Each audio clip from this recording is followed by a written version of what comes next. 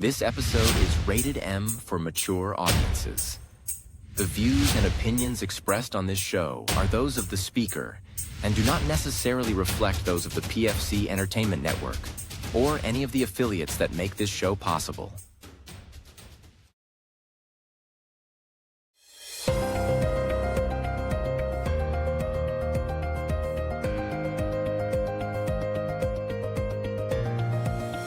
This is the Pure Fury Creations Entertainment Network.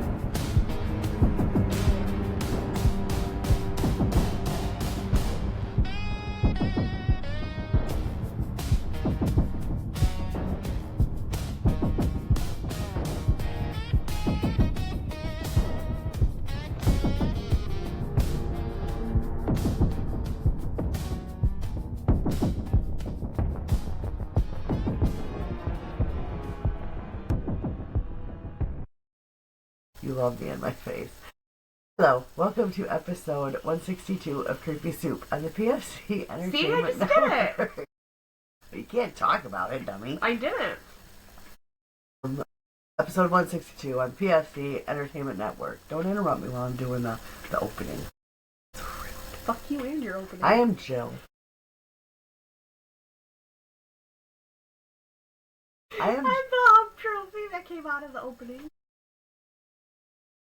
Right out the gate. So we do want to let you know, if during this recording she gets a spam call, she's going to answer it. I'm fucking and we're gonna have some fuckery going on, because she just before we started recording, she got one, and it was for residents under the age of 65. She's like, I'm 110.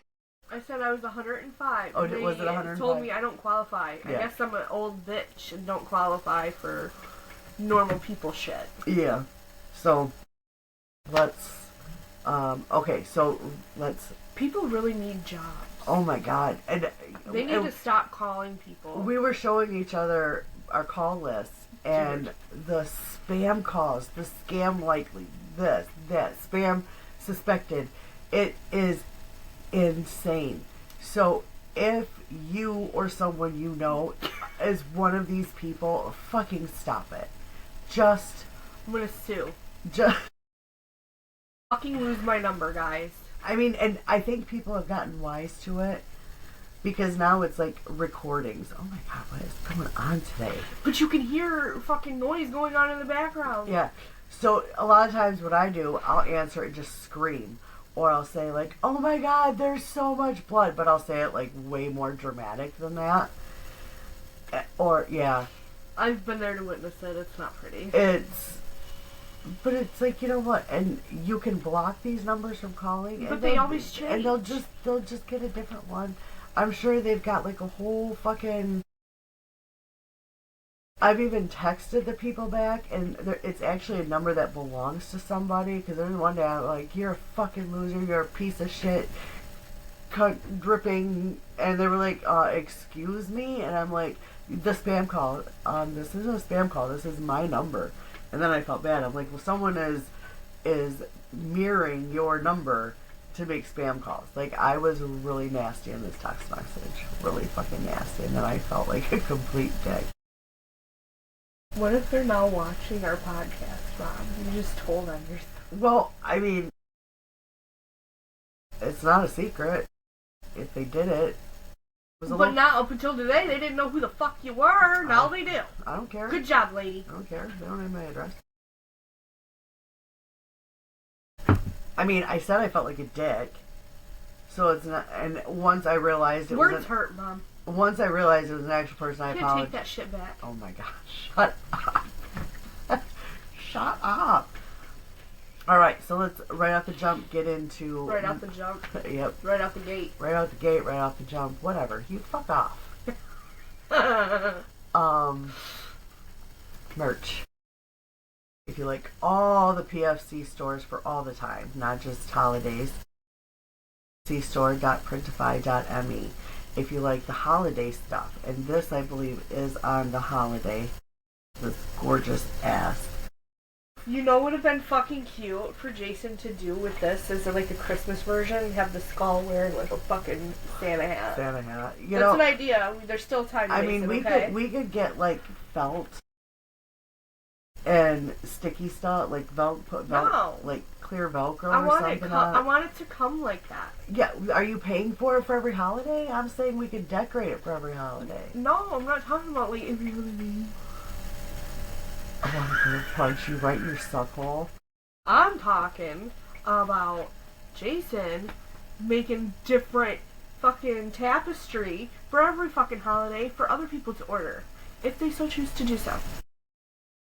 Wouldn't he be fucking cute dressed as an Easter bunny? Yeah.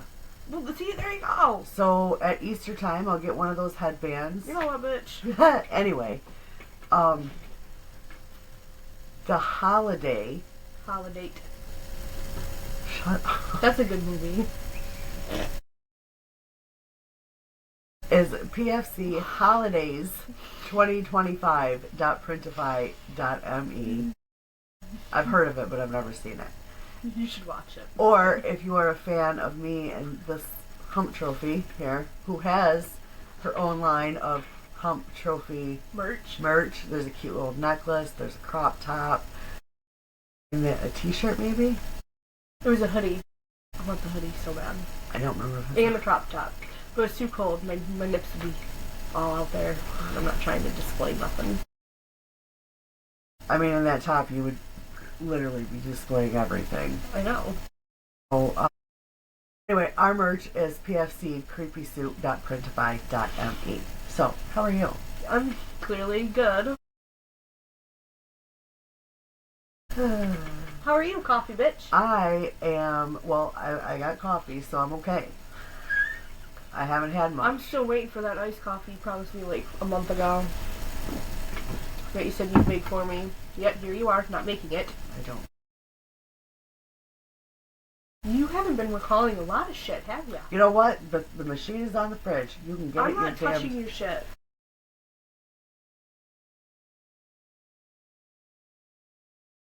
My phone vibrated. I thought I was getting a call. Spam call. Now I'm excited to get them. So I have just worked a 6-day week. I got this week. We're recording on Monday. It is a 6-day week.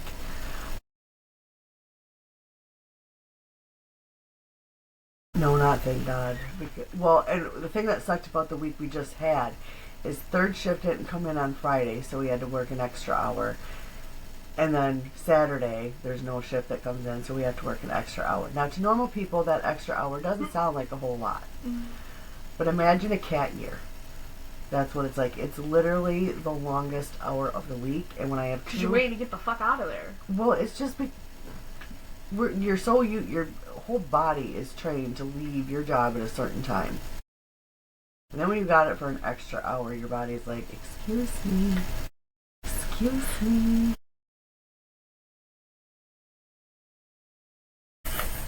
And you're like, shut the fuck up. We gotta do this for another hour. Just shut up and do your job. And it sucks. It's a long hour. And it sucks. But I hate the last 2 hours of shift. It seems like it drags the fuck on. Now, see, for me, because I don't start my job at 3 o'clock or 3. It used to be 3:06. Now I have to be on my job at 2:42, and I'm off my job at 10:42. 9 hours, 11:42. So that's not that bad. Because we get back from lunch at 8:30, and 2 hours and 12 minutes later, I'm out the door. So that makes it a little easier. Yeah. Yeah. But it's that last hour.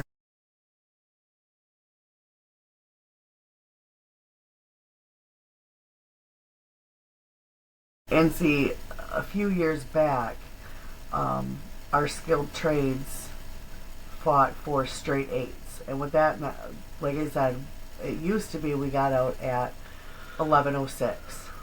Well, you've got production getting out at 11:06 and skilled trades, so the parking lot gets really congested.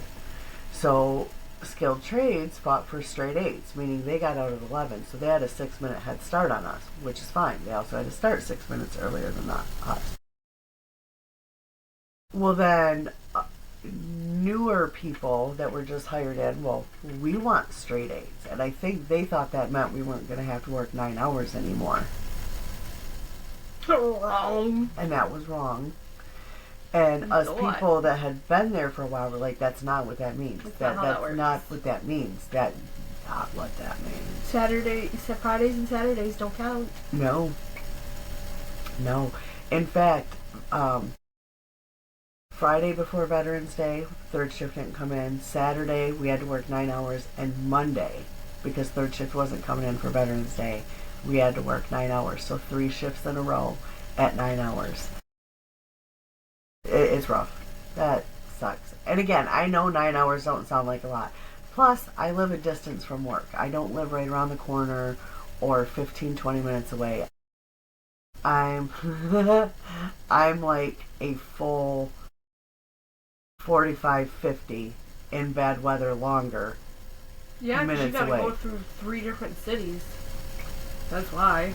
Well, really more than 3, because there's Saginaw, Bridgeport, Birch Run, Clio, Chesaning, Mount Morris, Flint. Oh, fuck all that. I'm trying to do all that. Yeah. So yeah, that's where I'm at. I'm just needing to get through this 6-day chocolate. get through this 6-day work week. I made bread yesterday. We need bread. I know. I was there. We need a new. Oh, it was so fucking good. Dude. We need a new oven. We take donations. It did not bake properly. I mean, the outside, if you were to hit it on the cupboard, sounds like you could build a house with it. You can eat it. It's edible. You just have to have good teeth for it. Like someone who's got, like, bad teeth. No brittle teeth. Baby teeth. Can't do it. They can't do it. But the inside was, like, so soft and so warm, and it was good. Even with the crunch. It was basically a copycat of Red Lobster Cheddar Bay biscuit. It was good. The bread was good. Not it. I just need a new oven, and it'll bake the correct way.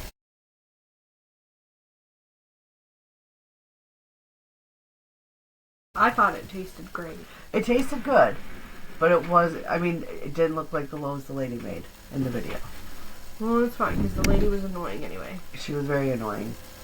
But kudos. Like, who says 3 cups and a quarter cup of flour? It's 3 1/4 cups. Just say it all at once. You're not saving time by doing that. And I get maybe some people are new at cooking and you're trying to explain very detailed. That's not it. That's a Taco Bell.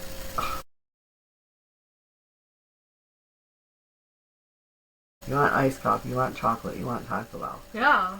While watching Holidays or Holiday. Holiday. Yes, that sounds that sounds perfect. Mm-mm. Yeah. It sounds great. No, you know what sounds good is an iced coffee with some chocolate and Taco Bell. Chinese food. Oh, Park Asia's where it's at.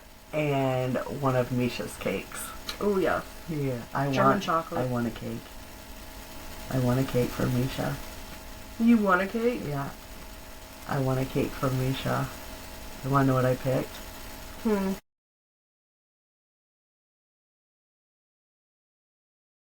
Chin mouth. Yeah, I picked the strawberry cake. That was so good. So, I get that. Might close to 2 weeks. Next time she's inside, well.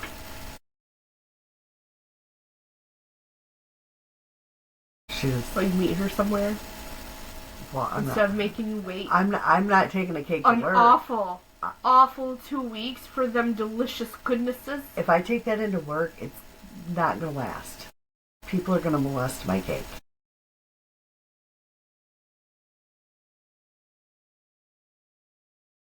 So, iced coffee, Chinese food, Misha's cake, Caucasian. and This Means War. That's the movie I would watch with all that little picnic. Tom Hardy, man. Anyway, so this is the episode that we were supposed to record last week when we decided to kind of change our train of thought. It derailed a little bit and went to the Rebecca K. Park thing, which, tell them what you got yesterday. Oh my god. So I was on my way home from work, okay? I honestly don't know how the people you may know that pops up on Facebook, how it works, if you have to search them or they search you. But I was scrolling and people you may know came up and it was Rebecca Park's Facebook. No fucking joke. She sent me the screenshot. I sent it to Jason too. Because apparently him and his girl were talking about it prior to getting the episode. I don't know if you guys can see it. It says Rebecca Park. You see her. Yeah, that's crazy. And it says yesterday. It's just so you guys can see. But I was like, oh my god. It was crazy. So we had planned something completely different, and just so you know that I am prepared. I just do have to look up like quotes and things that take a little more than I was willing to write down. So we are going to go back to, that's not, maybe it is. Okay. Prior page. This is the right one. But I just feel like that is wrong. Okay, no, that's right.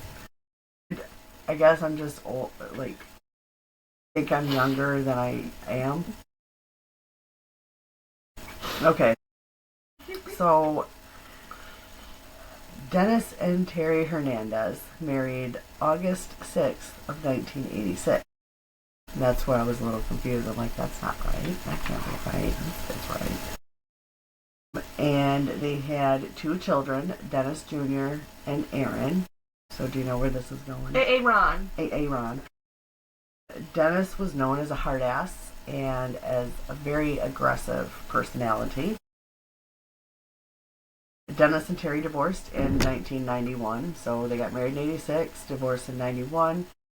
Married in 86, had 2 kids, divorced in 91, and then got remarried in August of 1996. Stupid. Fucking weirdos. So, both Aaron and he went by DJ. I believe now he goes by Jonathan, the son. So there's Aaron and, well, Dennis is old. Dennis Jr. is older. He goes by DJ. So we're just going to use DJ throughout the rest of this little. Maybe because they're cold. So DJ and Aaron recall their mother frequently kicking their dad out of the home. It has been stated by the boys, the mother, other people who knew the family, that there was constant fighting between Dennis and Terry, and both boys were pushed to excel in literally everything they did, whether it was school, sports. What are you looking at me like that for? I'm getting comfy.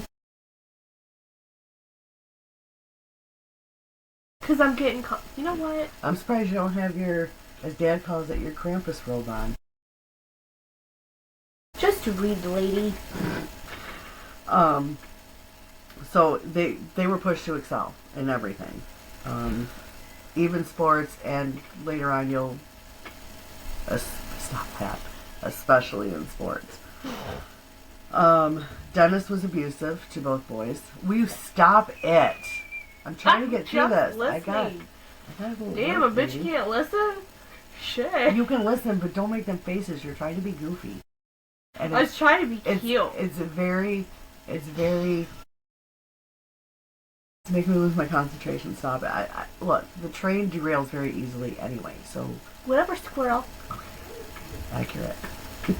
Accurate. Sometimes it was because he was drunk. Other times there was no reason for it. Sometimes it was because he didn't think the boys were trying hard enough in school or sports. Aaron and DJ lived in constant fear of Dennis. Aaron would come to school with bruises, and coaches, because of his behavior, would just assume bruises and things like that came from his father. And Dennis, at one point, over a disagreement in coaching methods, physically assaulted one of Aaron's coaches. Sounds like a real fucking winner. Yeah. So, in January of 2006, so we're coming up on almost 20 years, Dennis died from complications of hernia surgery. He was 49 years old. Aaron was 16 at the time and took his dad's passing hard. Like, that's kind of when he jumps off the rails. And he lashes out at anyone with authority, so his mother, coaches, things like that. Around this time, sorry, loud paper noise, I almost dropped that and the mic right there. Aaron moves in with an older cousin, Tanya Singleton. He becomes estranged from his mother because around this time, and anytime I see a documentary and they talk about this, I'm like, Tanya starts seeing and moves in this guy named Jeff Cummings. Now, Jeff Cummings is the husband of Tanya Singleton, the cousin. Then that... Wait, his mother? His mother moves in the cousin's husband. Shouldn't he be at home? Never mind. Well, they're having an affair. Yeah, I got that. That's why I retracted what I said. So, this affair obviously causes the divorce of Tanya and Jeff and really makes Aaron kind of hate his mother.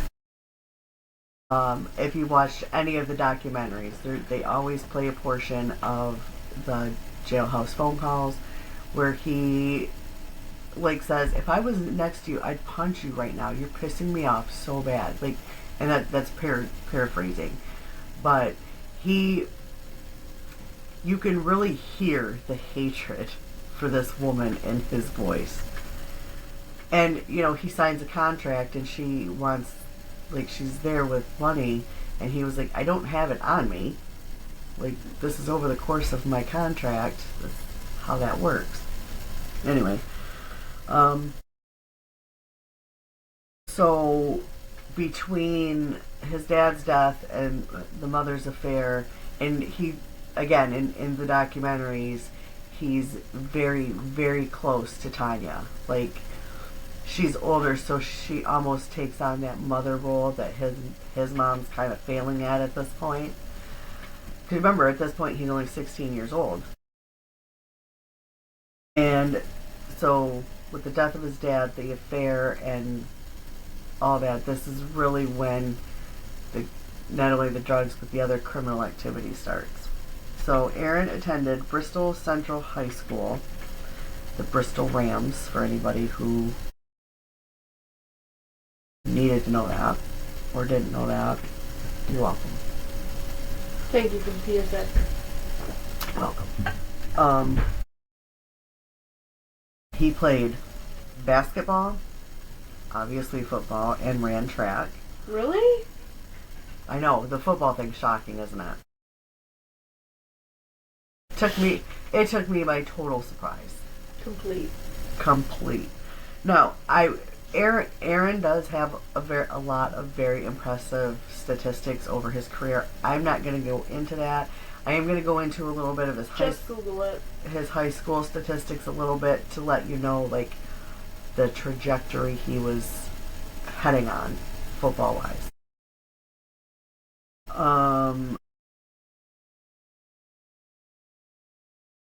He started as a wide receiver, and I don't care who you are, this automatically, before becoming a tight end. Front end gets me too. I bet his end was tight. He was the state of Connecticut's Gatorade Football Player of the Year his senior year of high school. He was also a U.S. Army All-Star American. Aaron set the state records for 1,807 receiving yards and 24 touchdowns. His 31 career touchdowns tied the state record. He also set the state record for receiving yards in a single game of 376, the seventh best in national U.S. history. So that's just a little bit of his high school statistics. You get to his I don't follow statistics really. I know they mean a lot in the grand scheme of things, but they're not something I'm going to remember. If you want that kind of stuff, jump over to the Sports Reel podcast, because those guys have all that. So Aaron was very popular in high school. He started dating Shayana Jenkins, and they would eventually get engaged and have a daughter. His social life included a sizable amount of drinking and smoking weed. Aaron had always been committed to play for UConn. That's where his brother played. That's where his dad played. So he kind of shocks everyone by becoming a Florida Gator. And it really, I think, because he was supposed to go to UConn and play football with his brother, and I think it really kind of hurt his brother, because I have read the brother's book. The brother wrote a book. His future lawyer writes a book. I've watched several different documentaries. Honestly, the only reason I really needed notes was there were some of these facts I did not know. Like the fact that Tim Tebow and Steve Adazio would help recruit Aaron Rodgers to Florida by going and pressuring his high school principal. Now, Florida's head coach, Urban Meyer, goes to the principal and convinces the principal to let Aaron graduate a year early. Completely skip out his senior year. Or no, not a year early. More than a semester early. So, in January instead of in June. So he joins the team and moves to Florida shortly after he turns 17. Now he's 17, kind of fresh out of losing his dad, dealing with his mom's affair, and now he's in Florida. And we all know what happens. We all have heard the Florida man stories, right? No. But carry on. That can be for another time. A lot of crazy stories come straight out of fucking Florida, man. Like the bath salts eating people's face and shit like that. Yeah, we can talk about that another time, Mama. Carry on. Don't. She used to make that face when she was little, and she would get her way a lot, but it does not work anymore.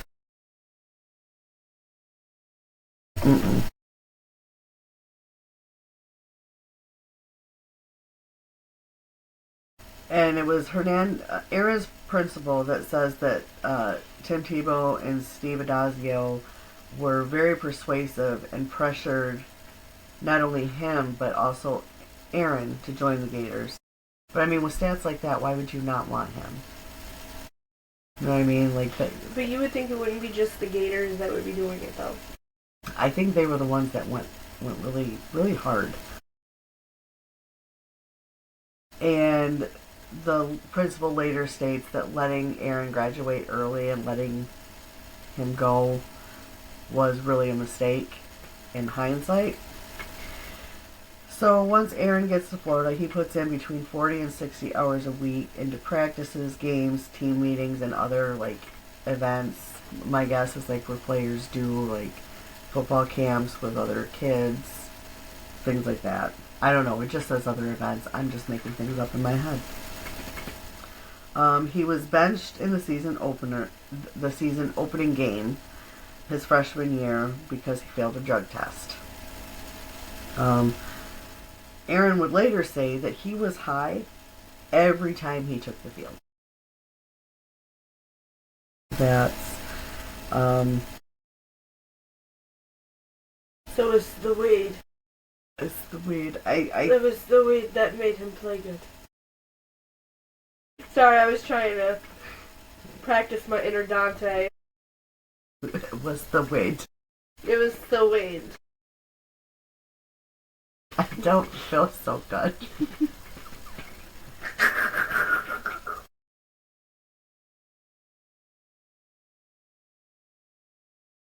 I've never learned to braid.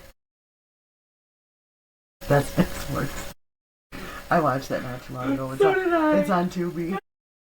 I made Mike and Jackson So watch was it. Bucky Larson. And Mike keeps trying to get me to watch it. I'm not watching that shit. Oh my god, that movie's so funny. I've been trying to get JoJo to watch it. I'm like, you will die laughing. I like the scene where he But says, the kids "Shut always... your cock." The kids are always home. We can't watch shit like that. No, you definitely can't watch that when they're home. So it's like, can't watch that. No. I love that movie. Those are my parents. What would you do if you were hanging out with your friends and went to watch a movie and it was me and Dad starring in it? Oh, fucking die. Look, if you've never seen Bucky Larson and you don't have I would become an alcoholic and probably a drug addict. Fucking seen that shit. Dad, why is your butt shaking? I've already been scarred for life once. I'm not trying to scar again. Okay. No, thank you. I got tears. Okay, this is... I'm glad tears of joy run down your face at my trauma. Shut up. My trauma. Look, no one told you to wake up from your nap and pee.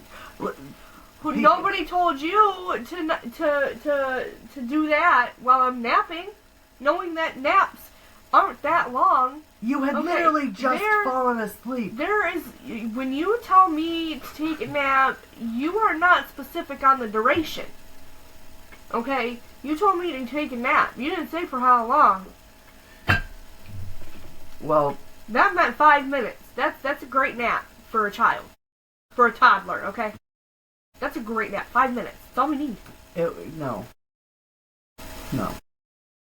Okay, so because of his drug use, Urban Meyer was ready to like fucking boot Aaron from the team. And Tim Tebow, of all people, convinced him, like, I'll keep an eye on him. I'll put him on the straight and narrow. After three seasons with the Florida Gators, Urban Meyer tells him, you are going to have to try out for the NFL draft because you're not coming back. You will not be welcome back as a Gator on the football field. So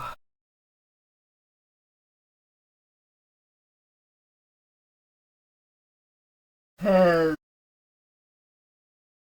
He basically took easy classes at the University of Florida. And some of his first year classes include plants, gardening, and you, wildlife issues, bowling, and theater appreciation. And he earned mostly B's. He made the conference honor roll.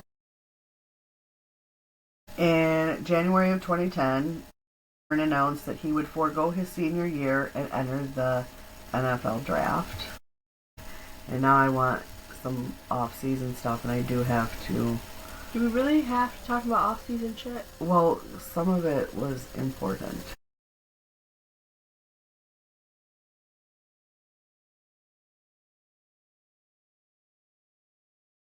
Okay.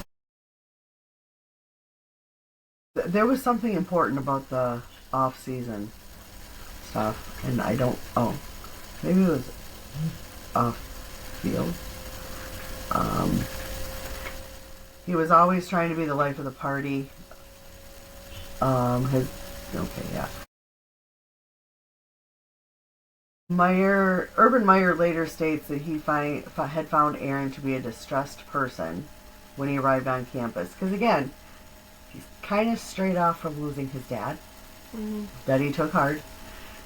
His mother's affair. His favorite cousin's divorce because of the mother. So there was a lot of anger there. So he does enter the draft, and there is a lot of like pre-draft information. I'm not getting into all of that.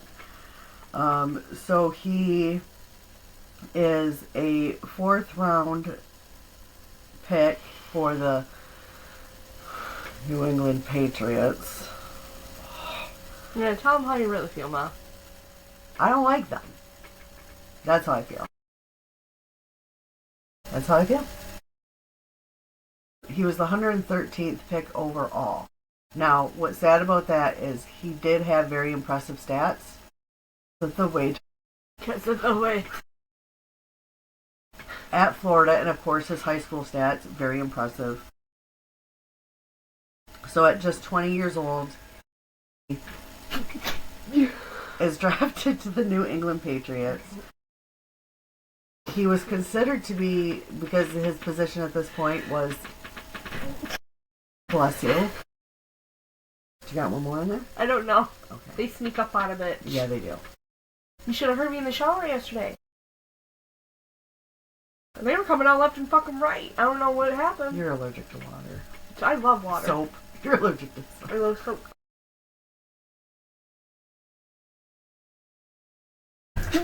There's another one. Bless you. Thank you.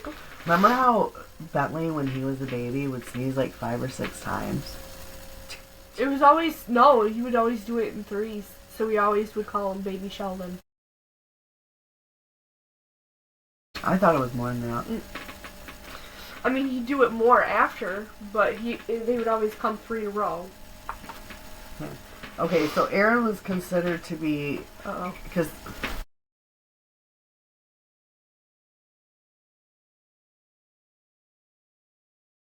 Maybe I'm allergic to you. Yes. Let's hope. It's okay, I just need some allergy meds and we'll be a go.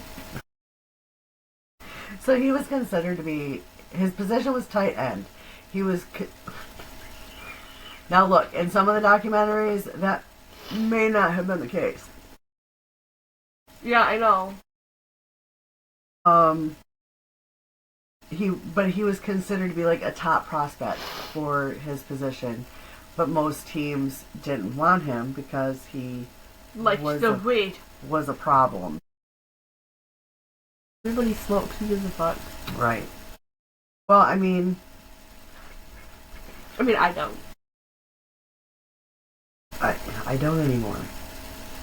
Probably should. I probably should, but yeah.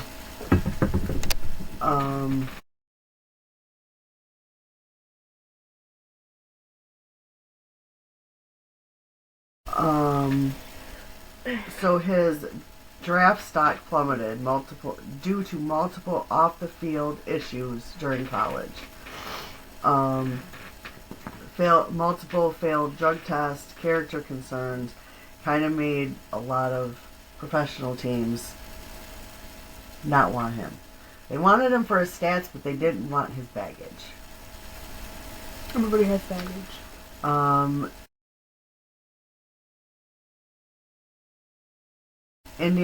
Indianapolis Colts wanted him, Cincinnati Bengals, and Miami Dolphins. Ooh, you hear my tummy growling? Oh my god, I'm your sorry. poor tummy I'm mummy. sorry if you guys can hear It wasn't that. a fart, guys. That was aggressive. That was aggressive hunger pains. Very aggressive. Talk about it escalated. He received the lowest possible score in social maturity in a pre-draft report. The Patriots also signed free agent Algie Crumpler. I've never heard that name, and I don't know if I'm saying it right. If I butchered that, I am sorry. Sounds genuine.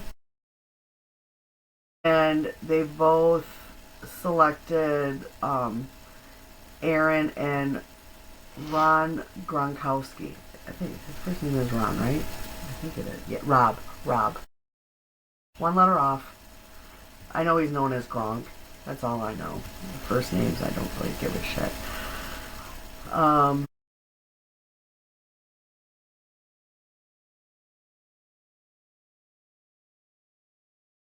The Boston Globe reports from multiple sources that Aaron admitted to scouts and team representatives during interviews that he had a history of marijuana use, multiple failed drug tests. And later that day, the Patriots released a statement from Aaron, who said that he failed only one drug test while in college.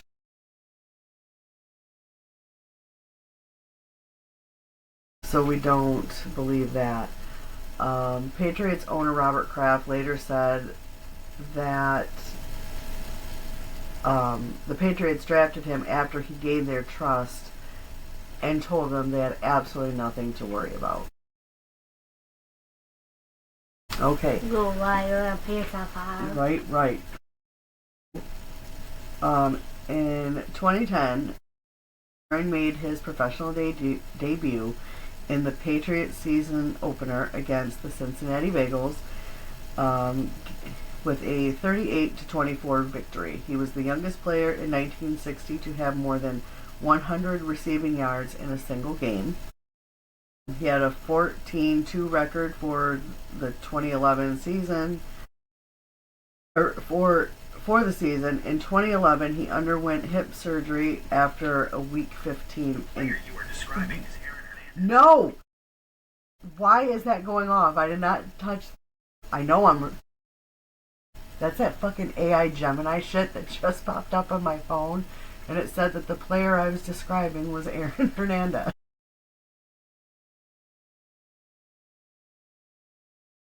Alright.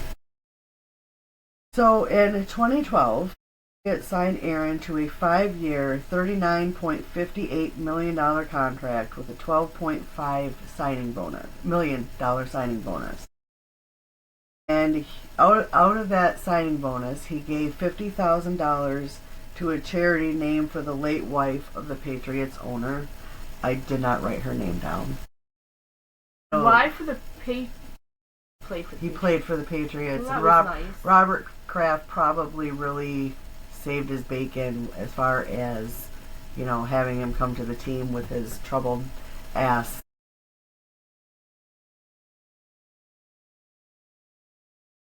I can't think of the word I really wanted to use, so bullshit is what you get.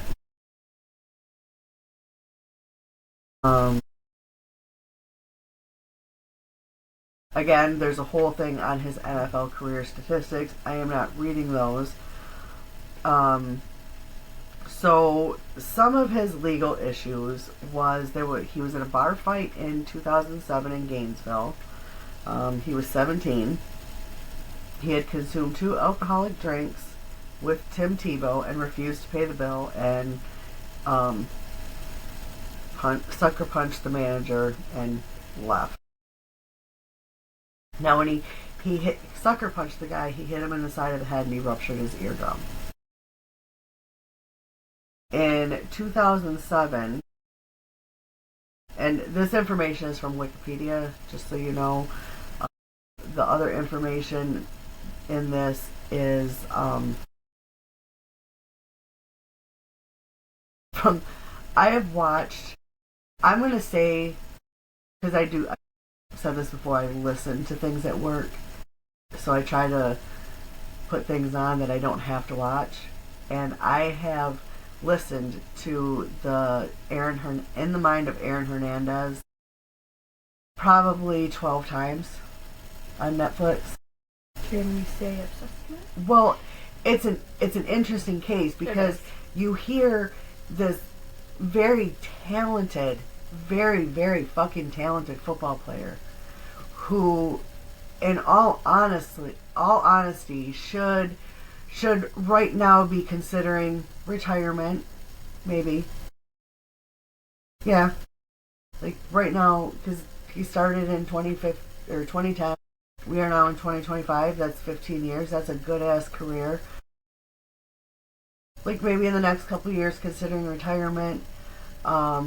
Married to his fiance, several kids, because he was that talented.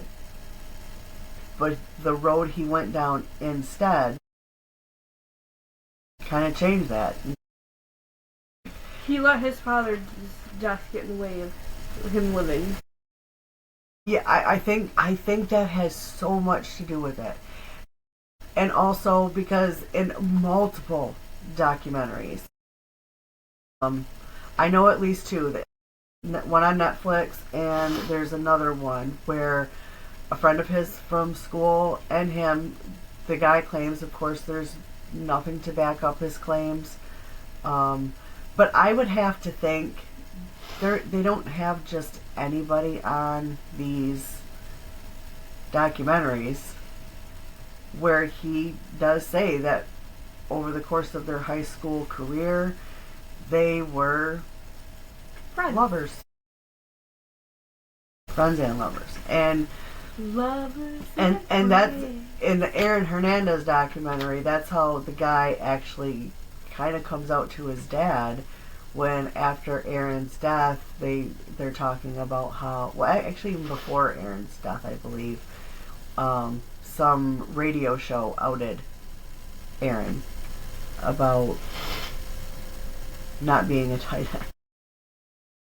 The joke was something like that. I'm not making a joke because, look, I look at it this way. If that's how you want to live, but you want to keep it secret, nobody's business to... It wasn't their place. Like, I've never told anyone you're gay. I'm kidding. You don't know I like dick. I just outed you on Creepy Scoop. I'm kidding. She's not, but... I have 3 kids. And I've been married twice. I like dick. Thank you. But I agree. It's not up to anybody else to ever out somebody before they're ready. Mm-hmm. I just don't think that's cool. No, it's not your place. It's not your business. Right. And I don't remember the radio show. I don't care, because I think everyone involved in that particular segment that morning are assholes. Like, real big assholes. But this friend of his does go on and say that, yes, they were involved in a secret relationship throughout. Which he honestly never should have said anything either, because it's not just his secret to tell. No, I agree. I agree, but at the point he comes out, it's after Aaron has passed, and the friend's dad is like, that's not Aaron, and then, but of course he uses some slurs, and then the son says, well, it's true, and this is how I know it was true, and comes out to his dad. That's how it's explained in the documentary. So, now mind you, during the 2007 Gainesville fights. He is a Florida Gator, and this kind of all comes to the attention, of Urban Meyer, and kind of doesn't really fall to him. In 2007, I can't read. I never learned to read. So, October of 2007, someone approaches a car containing Justin Glass, Randall Carson, and Corey Smith on foot and fired 5 shots into the vehicle they were in at a traffic light. A walk by. It was a stroll by. Stroll by. We are not trying to make light of this situation. No, but we're naturally funny, guys. Get used to it. Yeah, they know. They already know. It's why they tune in. They tune in for the fuckery. They tune in for the topic and they stay for the fuckery. I've seen the analytics. You do. I know you do.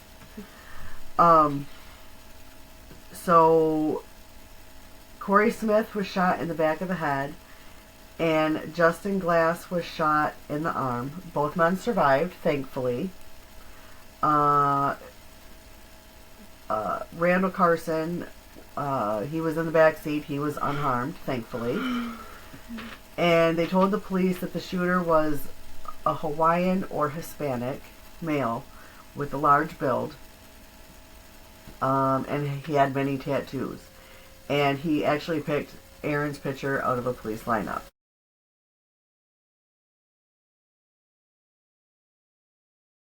Hang on, I gotta put my phone in Do Not Disturb mode, which I normally do prior to recording for this reason. I don't know how to do mine, so it's on. Yeah, so if anyone knows how to turn an Apple phone in Do Not Disturb mode, I don't. please leave a comment, because it's very annoying when you're trying Very annoying. And you hear, Listen, I thought we were waiting for a spam call, bitch. If I put it on Do Not Disturb, I wouldn't get it. Yeah, that's today. So, let's pretend it's every day, okay? Okay, so next, after that, we have in Plainville, Massachusetts, on April 30th, 2011, 3:45 in the morning. Aaron had a rented townhouse in Plainville, Massachusetts. It's cold here. I know. When I get cold, I yawn, and when I was recording with Jason yesterday, I kept yawning like, I'm not bored and I'm not tired, I'm just cold. I do that when I'm cold, so. You're welcome. So a high school friend had been pulled over after driving Aaron home from a Boston bar. Boston. Remember I used to... No, that was Jersey, not Boston. Yeah. Never mind. I used to talk to her youngest in a Jersey accent for probably about the first until she was like 4 months old, and then I finally quit. Well, now Dad thinks she's got a speech impediment, but she talks with an accent. It's her fault. She talks fucking fast. I stopped at 4 months old. That had It's no... still caught on. No. Yes. Oh, on a regular basis, for 4 months you talk to her, but there's times, even after that you still talk to her in a Jersey accent. I mean, occasionally, but it'd be like, Aubrey, you want to get some coffee? Still caught on. She says coffee that way, the way I just said it. She doesn't say coffee. But she still has an accent, and so did Jackson for the longest. Yeah, and I never talked to him in an accent, so... So the driver was weaving in and out of traffic, traveling at 120 miles per hour. Dumb fuck. That is... So, you know the speed light? Did you have a revelation? No, I just remembered. You know the little speed thing on Church over here? Yeah. When I was coming home yesterday, it clocked me doing 155. That's what it said. It started... You go, speed demon. No, it started out my actual speed. In a school zone. It started out my actual speed that I was going, and then the light started flashing, and the numbers went red, and it would say 33, 44, 55. And as I got closer, it just climbed higher and higher and ended at 155. And I'm like, I am not doing 155. There's a glitch. You gotta talk to the city council about that shit. Yeah, because that was insane. And why would you say the street? Now people are gonna know roundabouts where we live. I just said I was on that street. I didn't say anything else. Any hoodle. And the driver was in a work zone and on a highway with a speed limit of 55. Let's go, grasshopper. They did not arrest the driver because they recognized Aaron. So there was that. So he got away with it because he knew Aaron. Cool. Yep. That's how that works now. And there was also, at that point, a fight in front of his rented condo. In 2012, Aaron was Hernandez.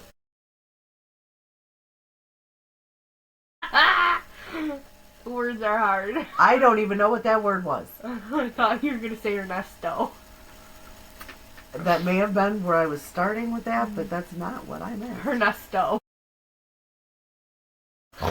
He was investigated in connection with a double homicide that took place in July of 2012 near the Cure Lounge in Boston South End.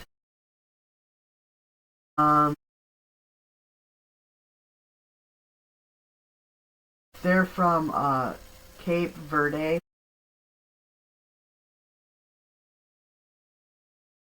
Do you hear my tummy? Feed me. Yeah. Feed me, Maurice. What the fuck? Daniel Diabru. I've heard it 1,000 times. I should know the pronunciation. And then there's Safiro Furtado. That one I do know how to pronounce. They were both immigrants. And they were killed by gunshots fired into their vehicle. Was it a drive-by or yes, a walk-by? This one was a drive-by. Gotcha.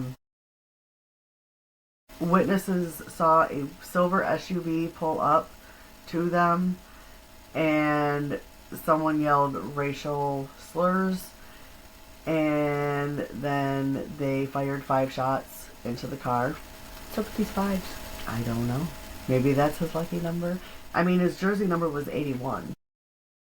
So even if you're a numbers person, 81 has not, like, no. 8 minus 1 is 7, 8 plus 1 is 9, neither of them are 5. It's insignificant. I mean, not in. I said what I said. Okay. And police look at security footage from the club, and I'm so sorry if you can hear my belly. My belly really wants in on this topic. Lots of food. It probably does. I made chicken noodle soup yesterday, and I'm really wanting some chicken noodle soup.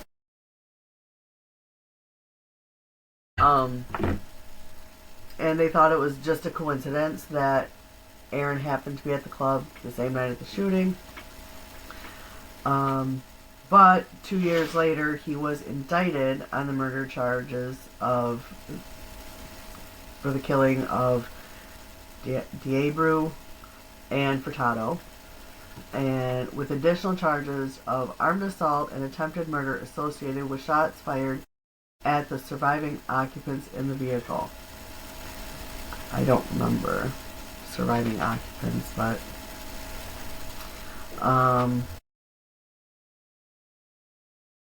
and the trial began on March 1st of 2017.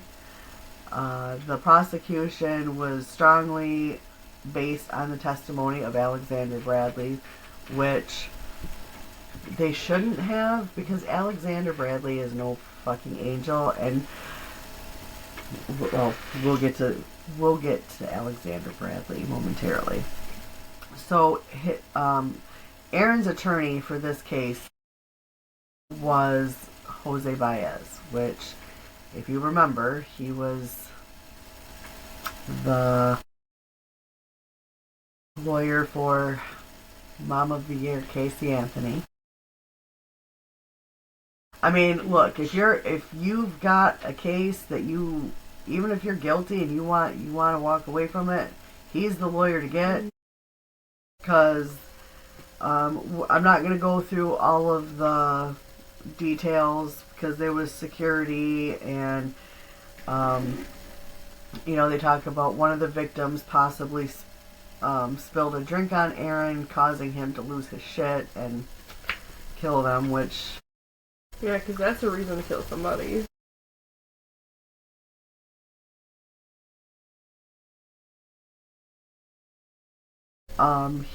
There was powerful evidence that Hernandez was at the scene and played a role in their deaths.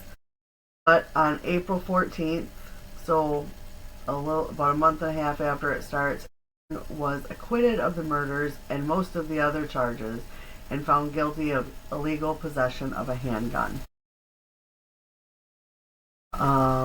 January 2013, they were at the Cure again.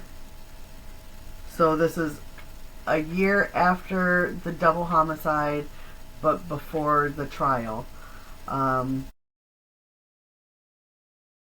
and Bradley were pulled over on the Southeast Expressway after his vehicle was seen speeding. He was doing 105 miles per hour, and police state that Alexander Bradley was wobbly drunk. That's in quotes.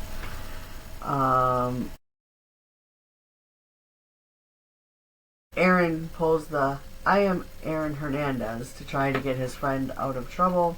The friend gets arrested anyway. So a month later, Aaron, Alexander Bradley, and several others visited a Florida strip club.